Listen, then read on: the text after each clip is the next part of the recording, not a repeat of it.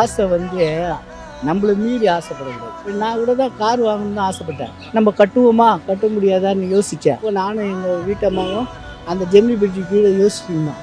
Car போட்டிருந்தா நாங்கள் எதுவுமே இருக்க மாட்டோம். லைஃப் ஷார்ட் டைம் இருக்குது, நான் சந்தோஷமாக இருக்கணும்னு வாங்குறீங்க. ஆனால் அந்த இஎம்ஐ ப்ரெஷரில் சந்தோஷம் இல்லையே. நம்ம ஒதுங்கி இருந்தால் கூட டக்குன்னு ஃபோன் வச்சுறாங்க. ஃபோன் வச்சு சார் நாங்கள் அந்த லோன் தரோம் இந்த லோன் தரோம் இவ்வளோ பர்சன்டேஜ் நம்மளுக்கு ஒரு ஆசையை தூண்டுறாங்க. இப்போ இருக்க சூழ்நிலைக்கு சோஷியல் ப்ரெஷர் இருக்குது. அவங்க வீடு வாங்கியிருக்காங்க, நம்மளும் வீடு வாங்கலாம், அப்போ தான் கல்யாணம் ஆகும், அந்த மாதிரி நிறைய ப்ரெஷர் உங்களுக்கு வரும்ச்சா அதெல்லாம். இப்போ கார் வாங்கினேன், இந்த 3 வருஷம் இஎம்ஐ கட்டிட்டேன், இன்னும் 2 வருஷம் இருக்குது. ஏன்னா இப்போ அனுபவிக்கணுன்ற வயசு வந்துருச்சு இல்லையா, அந்த வயசில் அனுபவிச்சதான். அதுக்கப்புறம் வயசு கடந்து போயிட்டேன்னா எதுவுமே பண்ண முடியாது. நான் வீடு கட்டினேன், என் பையன் விப்ரோலேருந்து லோன் போட்டு வீடு கட்டியாச்சு. அது இத்தனை வருஷம் கட்டியுமே ஒரு ஒரு 10% கூட முடியல. அவ்வளோ அவ்வளோ இதுவாக வட்டி தான் கட்டுற மாதிரி தான் முதல் வரையில் பையன் சொன்னாங்க. எனக்கு இத்தனை வருஷம் கட்டி 6 வருஷம் கட்டியிருக்கோம், 4 வருஷம் கட்டியிருக்கோம். 4 வருஷத்தில் வந்து ஒரு 10% குறையில 16,000 ரூபா கட்டுறோம் நாங்கள் மாதம் இஎம்ஐ. ஓகே, அது அசலுக்கு 3 ரூபாய் நம்ம குறைய மாட்டேருக்கு, 3 ரூபாய் அப்படியே குறைய மாட்டேருக்கு. விரலுக்கு ஏற்ற வீக்கம்.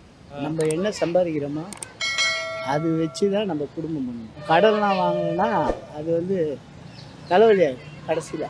இப்போ இஎம்ஐன்னா அவங்க சொல்கிறதுக்கு முதல்ல லோனு வாங்கிக்குவாங்க, பணத்தை வாங்கிக்குவாங்க, பணம் கொடுப்பாங்க. அது எவ்வளோ இன்ட்ரெஸ்ட்னு தெரியாது, அர்ஜென்ட்டில் வாங்கிடுவாங்க, பின்னாடி தான் அவசரப்படுவாங்க. இது குயிக் லோனுன்னு ஒன்று இருக்குது, அதில் நிறைய பேர் அழிஞ்சவங்களாம் இருக்கிறாங்க. அது வந்து உடனே வாங்கிடுறாங்க, அதுக்கப்புறம் அவங்க கடன் தொல்லையால் உயிரெல்லாம் போயிடுது. அந்த குயிக் லோன் அவங்க சொத்து வித்து எல்லாத்தையும் அபகரிச்சுக்கிறாங்க. அவங்க வாங்குறது 1% தான், 3% எடுத்துக்கிறாங்க. அதனால அந்த மாதிரி லோனு கடன்லாம் வாங்கணும். நம்ம இருக்கிறத வச்சு சேர்த்து வச்சு வாங்குறது தான் குடும்பத்துக்கு அழகு. கடன் வாங்குறது என்னை பொறுத்த வரைக்கும் அது ரொம்ப ரொம்ப ஆபத்தில் தான் விடும். அதனால அவர் நல்லது கிடையாது. சேர்த்து வைக்கிறதுக்குள்ளே நம்மளுக்கு பாதி வயசு ஆகிடும். அதனால் இருக்கும் போது அனுபவிக்கிறதுக்கு கடன் வாங்கி தான் செஞ்சாகணும், வேறு வழி கிடையாது. ஏன்னா சேர்த்து வைக்கணும்னா முடியாது. ஏன்னா ஏதோ ஒரு பிரச்சனை வந்தது இல்லையா. இப்போ நம்ம ஒரு 10 ரூபா சேர்த்து வைக்கிறோன்னா 20 ரூபாய்க்கு செலவு வந்தது.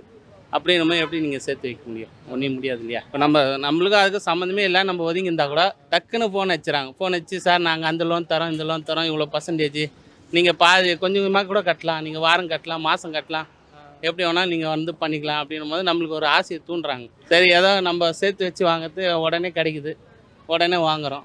இஎம்ஐனா நம்ம வாங்கிடுவோம், அதுக்கப்புறம் கட்ட முடியாமல் போகலாம், கட்டவும் செய்யலாம்.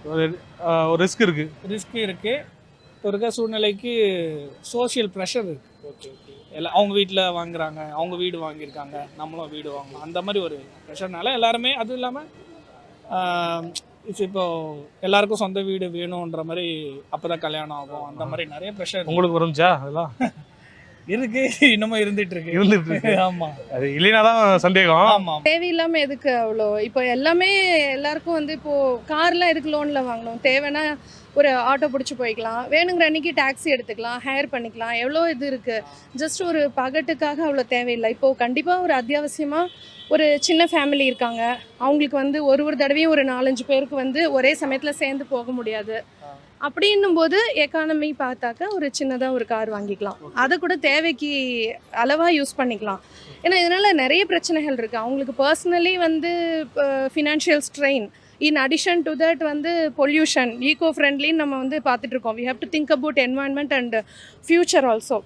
ஸோ இது எல்லா வகையிலையுமே பார்த்திங்கன்னா ரொம்ப நம்மளோட எல்டர்ஸ்லாம் வாழ்ந்த மாதிரி கொஞ்சம் கண்டென்டட் லிவிங் தான் வந்து கரெக்டாக இருக்கும்.